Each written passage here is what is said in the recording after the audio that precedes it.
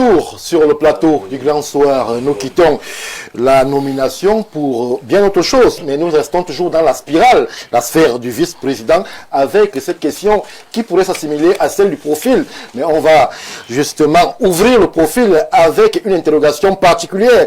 Est-ce que le choix du président peut s'arc-bouter sur des questions biologiques, c'est-à-dire la famille en français facile, ou alors on va plutôt donner la préférence à des considérations politiques eu égard justement à ces équilibres que certains implorent justement le numéro 1 camerounais de respecter. Michel Gabriel, vous vouliez absolument prendre la parole, je vous la donne en vous questionnant sur l'orientation qui serait la meilleure pour que justement le pays Cameroun reste debout. Non, on ne peut pas parler, n'est-ce pas, d'un choix de vice-président en parlant, n'est-ce pas, des affaires biologiques. Ça, c'est de la fabulation. Ça, c'est, n'est-ce pas, ça, c'est dépassé. Ça, c'est des affaires de l'antiquité. Pas de biologique, ça veut dire quoi? Que je nomme mon nom. Ça veut dire que je ne vais pas venir ici là. Je demande à mon enfant de venir ici là, de parler à ma place. Pour faire quoi ça? Pourquoi le président Amadou Ahidjo n'a pas mis son fils quand il quitte le pouvoir? Vous pensez que Amadou Ahidjo n'a pas quelqu'un dans sa famille au moment où il laisse le pouvoir à M. Paul Biya? Ah, mais non! Je veux qu'on enlève ce problème de biologie là. S'il vous plaît. On enlève ça sur le débat. Est-ce que les enfants du président Paul Biya ne sont pas camerounais? Est-ce que la famille du président n'est pas camerounaise? Et je vais vous dire une chose, Stéphane Biya. Dis-nous. Je vais vous dire que le Cameroun a été dirigé pendant 25 ans par un ressortissant du Grand Nord, en la personne de M. Amadou Ahidjo. Oui, il est parti, il a respecté la Constitution en laissant le pouvoir à son successeur constitutionnel de l'époque qui était le président Biya. Le président Biya doit faire pareil. C'est une obligation. Il doit faire pareil. Lorsqu'il y a des injonctions au président, c'est la Constitution qui fait injonction, ce n'est pas Gabriel. La Constitution fait injonction et non pas la personne de Gabriel. Le pouvoir discrétionnaire du chef. C'est ça. Le pouvoir discrétionnaire du chef n'est pas, n'est-ce pas, n'est pas un pouvoir illimité. Ce n'est pas une béatification, M. Stéphane Baga. Nous sommes des intellectuels. Lorsqu'on est intellectuel, on a le devoir de dire la vérité aux Camerounais. Et non pas de faire semblant. Oui. Maintenant, lorsqu'on parle du vice-président, le vice-président doit être un économiste statisticien. Vous comprenez? Ça doit être un économiste statisticien. Et pour quelle raison? Le vice-président doit être, n'est-ce pas, quelqu'un de factuel et non pas un spéculatif. Le vice-président doit être parfaitement bilingue pour être, n'est-ce pas, suffisamment fédérateur. Le vice-président doit avoir une statue aussi bien nationale qu'internationale. Vous excluez la famille. On ne parle pas de famille sur un plateau, M. Stéphane Baga. On ne parle pas, la Constitution nous l'interdit. On ne parle pas de famille, on ne parle pas de tribu, on parle de nation, on parle de Cameroun. Le Cameroun est au-dessus de tout le monde, y compris de moi-même. Oui. Oui. Le Cameroun a été dirigé pendant 25 ans par M. Amadou Ahidjo. Après lui, il a respecté la Constitution en donnant le pouvoir. Ce n'est pas parce qu'il aimait Paul Biya, mais c'est parce qu'il aimait la Constitution. Oui. Il a donné le pouvoir à son successeur constitutionnel, qui était le président Biya, que nous avons tant. Lui doit faire pareil. Pas parce qu'il veut ou parce qu'il ne veut pas, mais parce que la Constitution le demande. Merci. Voilà. Merci Michel Gabriel. Madame Abega, je me tourne vers vous. Les Camerounais attentifs à la météo politique ont eu écho il y a quelque temps d'une sortie du ministre d'État, Jacques Famdongo, qui justement évoquait ces aspects inhérents à la succession. Il avait dit la succession pourrait d'abord s'avérer biologique et peut-être aller vers la sphère politique. Je ne sais pas si le ministre, nous avons bien capté l'orientation du ministre, mais il avait mis en avant ces deux aspects inhérents à la succession. Vous qui êtes actrice politique, pensez-vous qu'on en soit là aujourd'hui à épiloguer sur des questions de famille, alors que dans la famille interne du président, nous l'avons encore suivi sur un plateau de Info TV ce dimanche, ça se dispute déjà. Il y a des personnages qui sont disqualifiés par certains dans la famille et d'autres que c'est leur tour dans la famille aussi.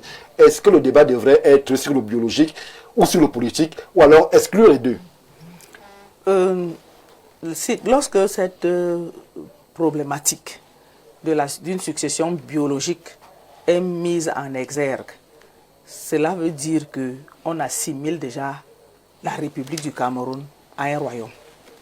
Donc, on devrait dissoudre le terme République et parler plutôt de royaume.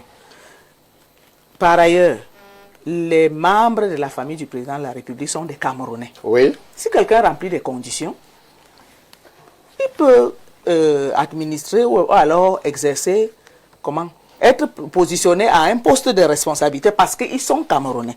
Il peut être nommé par le président. Mais parlant des questions de filiation, pour parler de l'État du Cameroun et de la succession à la tête de l'État, si il faut mettre en avant la question de de la famille biologique pour succéder au président de la République, ça veut dire que la République du Cameroun est devenue la propriété du président de la République, de surcroît son héritage familial qu'il devra léguer à un de ses enfants. Que non, il y a des personnes charismatiques au Cameroun. Il n'y en a pas dans sa famille? Mais j'ai dit qu'ils sont Camerounais. J'ai dit qu'ils sont Camerounais. Il y a des charismes. Je veux dire, ce qu'il faut exclure, c'est le terme famille biologique.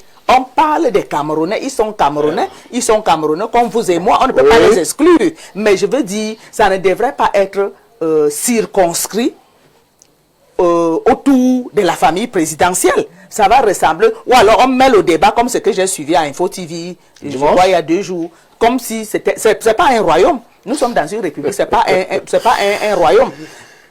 Pour le choix du vice-président, moi je pense que le président ne peut pas nommer un charismatique, c'est-à-dire un homme politique qui a la foule. Un homme populaire. Un charismatique. Et pour Parce quelle raison? qu'en nommant un charismatique, comme il a aussi la prérogative de relever, de revoquer, le charismatique la population derrière le charismatique peut organiser un hold-up ou alors une insurrection, je vais dire. Mais dans le cas d'espèce, comme on parle de nomination, ce qui peut passer, c'est la nomination d'un technicien. C'est ça. Donc, le technicien du L'économiste. Un technocrate. C'est mon temps de parole. C'est le technicien du pouvoir. Donc, l'homme qui maîtrise les dossiers du Cameroun. Où est-ce qu'on trouve cette perle rare, selon vous? La perle rare, les Camerounais, si vous posez la question de savoir où est-ce qu'on trouve ça parmi les Camerounais. Les Camerounais sont des intellectuels. Il y a des personnes qui ont cheminé avec le président de la République et qui maîtrisent la diplomatie, qui maîtrisent les dossiers sensibles et les dossiers secrets du Cameroun. C'est dans ce milieu-là, dans ce panier-là que le président peut puiser. Donc, quelqu'un qui n'a pas une base politique, qui ne peut pas rassembler des foules. Il y en a qui deviennent des politiciens. Madame Abega, oui. je reste avec vous. Ce que vous dites est très intéressant. Mais est-ce qu'on pourrait confier un pays aussi complexe que le Cameroun à des mains inexpertes qui n'ont pas encore été éprouvées dans le danger, dans la douleur de la gestion au quotidien? C'est pour ça que je vous ai parlé. En confiant par exemple à un technocrate qui est habitué des dossiers, qui lui n'est pas au front politique. C'est pour ça que je vous ai parlé d'un technicien du pouvoir. Donc, quelqu'un qui connaît les dossiers du Cameroun, quelqu'un qui a marché avec le président, quelqu'un qui connaît les rouages du pouvoir. Il n'est pas forcément un homme politique charismatique, il est technicien. Ça veut dire qu'en diplomatie, il peut représenter le Cameroun. Oui. Partout à l'international, il peut représenter le Cameroun, parler au nom du Cameroun. Donc, il n'ira pas puiser dans la rue ou alors dans sa famille parce qu'il faut absolument que ça reste dans la famille. S'il faut absolument que ça reste dans la famille, ça veut dire que c'est les autres Camerounais qui sont dupes. Les autres Camerounais sont dupes. Le président de la République, en allant au Parlement, demander la modification de la Constitution pour la création d'un poste de vice-président, a sûrement déjà préparé quelqu'un. Mais comme il ne nous dira pas que j'ai préparé quelqu'un, la différence avec le président Ahidjo, tout le monde savait que si le président Ahidjo s'en va, c'est le successeur constitutionnel, c'est le Premier ministre. Voilà. Le Premier ministre était là, il maîtrisait les dossiers. Vous le savez aussi, si le président Paul Biya n'est pas là, c'est le vice-président qui est là. Mais le vice-président en question, on ne le connaît pas. C'est qui? À l'époque du président Ahidjo, on connaissait le Premier ministre qui était M. Paul Biya. Le monsieur Paul Biya était déjà Premier ministre et même les enfants récitaient la Constitution, que même si le président de la République n'est plus là, c'est le monsieur Paul Biya qui va devenir président. Ça ne se discutait pas. Mais pour le cas d'espèce, c'est créé comme de manière spontanée, comme quelque chose qui n'a pas été préparé. Sauf si il a préparé sa succession à l'insu des autres Camerounais et qu'il va nous faire la surprise le moment venu. Mais je pense qu'il faut exclure le débat sur la question biologique, la question des filiations. Il va nommer un Camerounais. Mais je n'ai pas dit que les membres de sa famille ne sont pas des Camerounais. J'insiste là-dessus. C'est compliqué ce que vous dites. Non, ils sont des Camerounais, mais on ne peut pas mettre en avant. On ne peut pas mettre en avant le choix exclusif autour de sa famille. Mais l'opacité est palpable. S'il vous plaît, Michel Gabriel. On est en train de parler du vice-président qui n'existe même pas encore. Michel Gabriel. Voilà une opacité. Calmons-nous. Il va. Oh là là. Michel Gabriel. Madame Ngono, le débat enfle dans les chaumières. Vous êtes femme politique très avisée. Il existe, lorsque vous étiez en ces lieux, lorsqu'il y a eu toute cette déclaration où un homme qui estime être de l'affiliation présidentielle a fait son casting à lui, mettant la famille du président au centre justement de cette succession. D'autres acteurs politiques estiment que vu la situation, vu le moment difficile en termes de sécurité que traverse le pays dans certaines régions, il est question de respecter certains équilibres et que le président devrait élargir son spectre, son champ de vision dans le choix pour la nomination du poste de vice-président. Ce soir, on s'interroge, choix de vice-président biologique ou alors la question politique devrait être prégnante dans cette décision. Ce que je voudrais déjà dire sur le sujet, les gens sont libres d'avoir leur opinion. Ce n'est pas parce que quelqu'un s'est présenté sur un plateau et a donné son opinion sur la désignation, la nomination du prochain vice-président que ça doit cristalliser la bile et faire comme si... on était tous en transe. Non, ils sont libres. Comme ici, nous donnons des opinions. Oui. Les opinions que nous les donnons, ce sont nos opinions. Donc, on ne va pas faire le procès à quelqu'un parce qu'il a donné son opinion sur X ou Y chose. Quand je reviens sur le poste de vice-président, dans l'exposé du motif du projet de loi tel qu'il avait été adressé au Congrès, le président avait indiqué qu'il voudrait renforcer une présence, une efficacité sur la scène internationale, contrairement à ce que les gens peuvent penser. Et le président est conscient de ce que, bien qu'élu par le peuple camerounais, il est un humain. Le reconnaître, ce n'est pas une faiblesse, premier élément. Deuxième élément, contrairement à ce que les gens pensent, que le président crée un dualisme, le vice-président il peut être assisté d'un vice-président à qui il donne des attributions. Donc, l'unique qui a le pouvoir souverain, il faut qu'on s'entende là-dessus, c'est le président de la République. Il peut déléguer. Et l'histoire des délégations de tâches n'est pas aujourd'hui. Parfois, il a délégué par exemple le MINAT, qui est le patron des associations, y compris les associations religieuses, d'aller accompagner. C'était une délégation des tâches. Est-ce que le ministre a la compétence de lui succéder, Madame Moumona? S'il vous plaît, je dis il a délégué le MINAT auprès du Vatican, du Saint-Père. Je parle de la délégation, de l'affectation des attributions. Cela relève de ses prérogatives, on ne va pas le nier. Oui. Maintenant, quand nous revenons sur l'histoire qui se répète, contrairement à ce que les gens veulent laisser entendre, jusqu'en 1978, le Premier ministre n'était pas ipso facto le remplaçant constitutionnel, le successeur constitutionnel du président de la République. La loi a été modifiée en 1979 pour faire du Premier ministre le successeur constitutionnel. Alors, nous sortons d'un vote au Congrès, ça fait quelques jours. Oui. Le président a la latitude, je ne crois pas que ça fait déjà 2 mois. Hein. Non. C'était hier, je crois. 14. Mais nous faisons comme si c'était une éternité. Et nous, quand nous mettons le curseur toujours sur le discours du 6 novembre, le président annonçait des grandes réformes. Nous pensons qu'entre autres, le poste de vice-président répond aussi à ces grandes réformes qui vient entrer dans le débat qui est inscrit sur... Si vous voulez que je réponde par oui ou non, dites-moi. Non, je ne vous demande pas de répondre par oui ou par non. On fait le débat du choix du vice-président. On ne fait pas le débat sur le poste de vice-président. Comprenons-nous. La thématique, c'est biologique ou politique? Permettez au monsieur Stéphane Albarga que je mets sur... souffrez que je ne réponde pas par 1 + 1 = 2. Je peux vous dire c'est égal à 3 à 5 si je le veux. Et je vous prouverai que j'ai raison.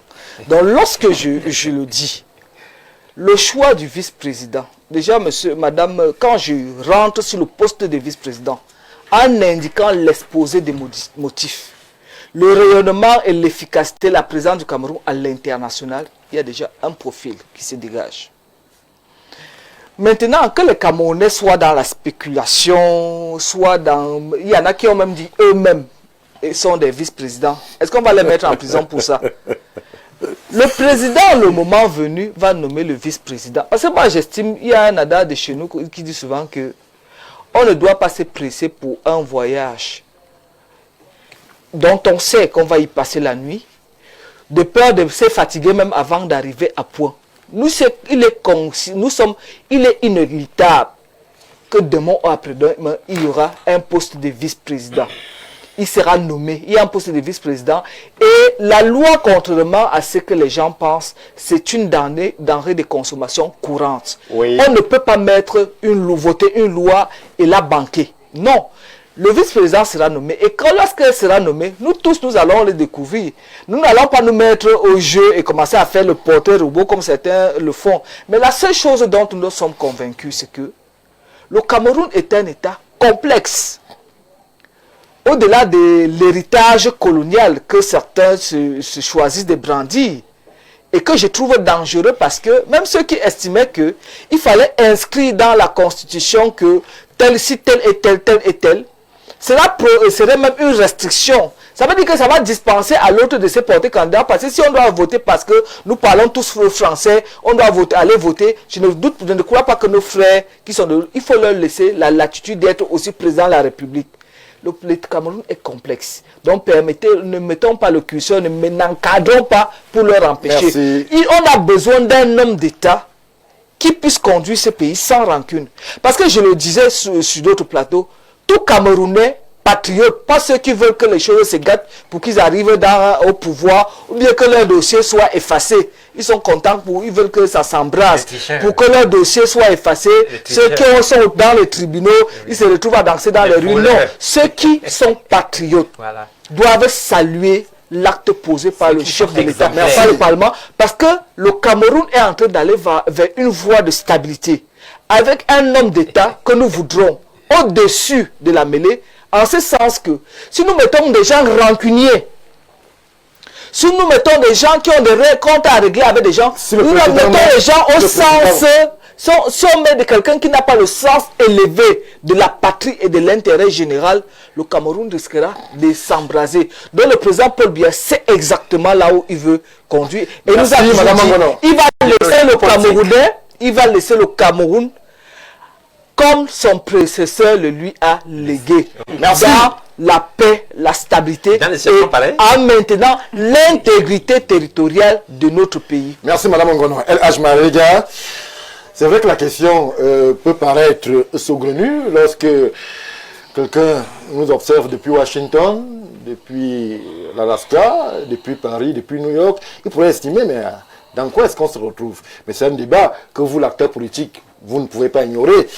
Et que l'ordre protocolaire, on a vu récemment à des cérémonies où il y a eu quelques éléments de langage. On a vu la famille présidentielle très proche du président de la République. Cela a encore continué, ou alors mis de l'huile sur le feu, dans le sens d'un feu et d'une vice-présidence qui ne sortirait pas du giron familial, alors que d'autres, eu égard à la situation assez complexe, et j'aime bien l'expression de Mme Ngono, le Cameroun est un pays éminemment complexe, voudraient qu'on aille dans un sens où le président choisisse hors giron familial. Vous, l'observateur, vous pensez que la balance d'intérêt, le Cameroun grand, devrait pencher vers quelle orientation?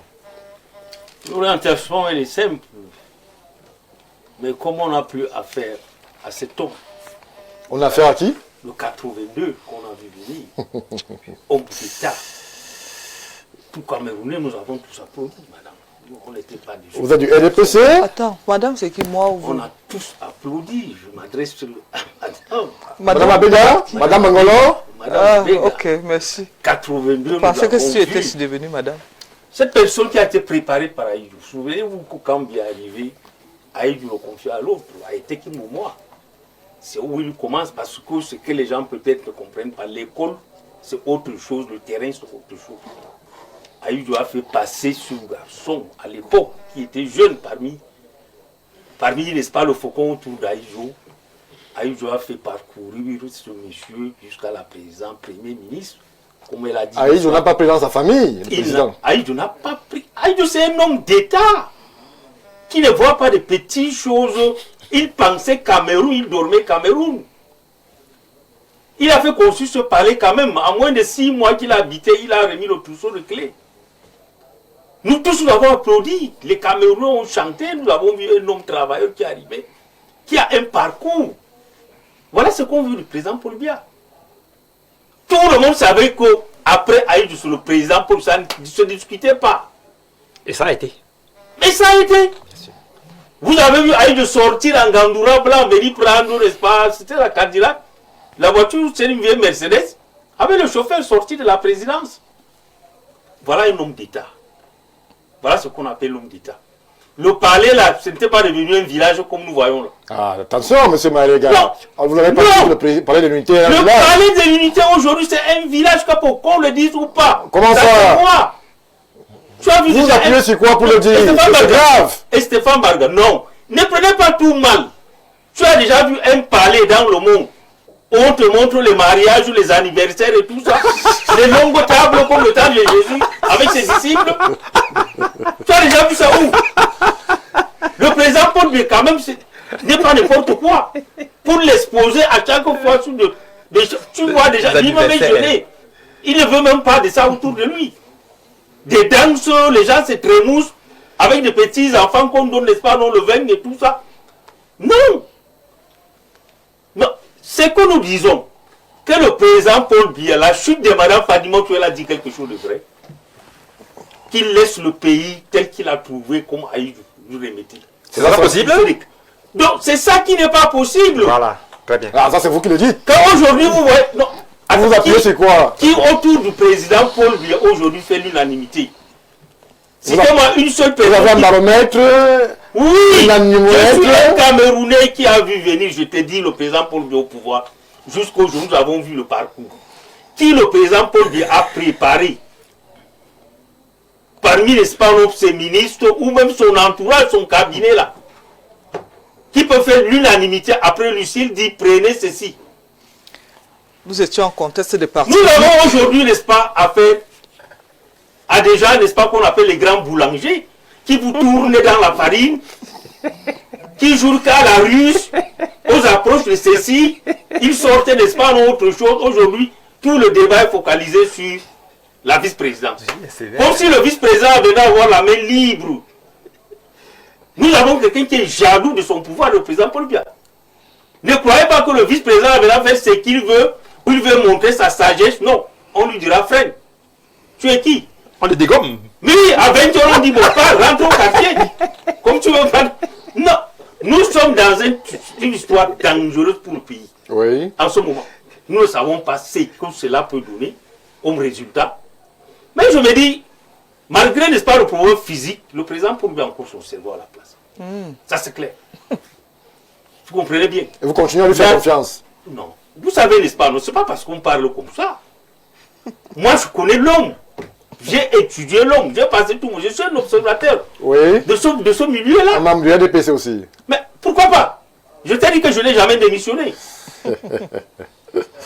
J'ai quand même occupé le poste de président de la sous-section. Merci. Si aujourd'hui j'adhère dans un parti, je gagne une élection, le RDPC peut me réclamer. Mais c'est notre militant. Revenons à l'essentiel. Vous chutez. Donc le véritable problème que le président Paul Biya nous prouve, n'est-ce pas, qui réplique, qui regarde dans le rétroviseur, qui j'ai été quand j'ai pris le pouvoir, comment on m'a restitué le pouvoir, qu'est-ce que je peux laisser pour ce petit enfant quand je te parle de villa aujourd'hui. Regarde le palais quand même, mon cher frère. Regarde les petits enfants, tout un monde là autour de lui. Donc peut-être c'est la peur de ce que deviendront ces enfants-là aujourd'hui. Donc qu'ils fassent le bon choix. Merci. Merci, El Hadj. Monsieur Anicenoa, je me tourne vers vous. Alors, El Hadj Maréga met en avant un certain nombre d'aspects liés au management, liés au style Biya. Amadou Ahidjo, l'ancien président, n'avait pas fait mystère autour justement de son choix. Est-ce que tous ces débats ont lieu aujourd'hui parce que le président Paul Biya n'a pas donné des signaux clairs quant à la succession ou alors à son remplacement? Est-ce que c'est ce mystère qui s'épaissit de jour en jour qui amène les uns les autres à penser que finalement il y a comme une incertitude qui plane sur le devenir du Cameroun? Monsieur Stéphane Varga, la méthode Aïdou n'est pas forcément la méthode Biya. Je crois que c'est deux hommes différents qui ont certainement occupé la même fonction, mais qui ont différentes manières de fonctionner. Je vais revenir sur les propos de M. Maïga tout à l'heure. Et là, Maïga, oui. Oui, lorsqu'il disait que M. Biya n'a pas préparé quelqu'un. Peut-être que de manière explicite, M. Biya n'a pas préparé quelqu'un, mais il y a des Camerounais qui sont préparés à assurer ce poste de vice-président. Je ne citerai peut-être pas un nom, mais je vous dirais qu'on a vu un Camerounais présider à la 79e Assemblée Générale des Nations Unies. Je crois que c'est un profil qui peut c'est vous qui le dites. Moi, je ne voudrais pas citer un nom, mais je vous dis, lorsqu'on accède à ce niveau de responsabilité, je crois qu'on a déjà la fibre managériale, on est déjà un homme d'État. Oui, ce profil s'impose, mais il y a aussi la question de la représentativité, la capacité à être partout, être les yeux et les oreilles du président. Est-ce que le profil que vous évoquez ici peut être celui-là? Être à New York ce matin, être à Milan demain, être à Bamako le jour d'après? C'est le président de la République qui décidera de quoi confier à son vice-président. Oui. Il n'est pas dit de manière explicite dans la Constitution que le vice-président aura ceci comme attribution.